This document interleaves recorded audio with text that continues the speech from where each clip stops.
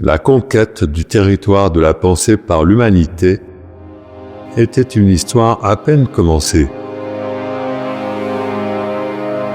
Au sein du parc de la pensée, qui était la partie la plus plate de ce territoire, les humains ne savaient toujours pas comment se créer leur réalité, laissant aux cigognes le soin de larguer tout ce qu'elles voulaient dans la vie future de chacun d'eux. Ignorant le potentiel de leur conscience, car embrumés par leur mental, ces humains se conformaient aux multiples codes qui leur permettaient de vivre à l'intérieur du parc.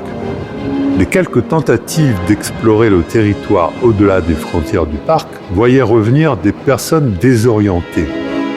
Elles ne savaient pas encore que grimper élevait leur conscience, qu'aller vers le nord accentuait leurs émotions et que se diriger vers l'est clarifiait la brume de leur mental.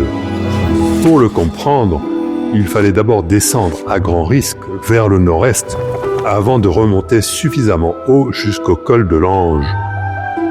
Seuls 2 explorateurs y étaient parvenus, Luc et Phil.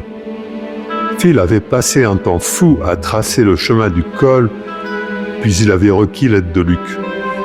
Mais en continuant leur chemin vers le pic, ils furent bloqués devant un mystérieux pont au-dessus d'un abîme. D'après Luc, ils ne pouvaient passer ce pont sans disposer d'une clé vibratoire à activer à plusieurs.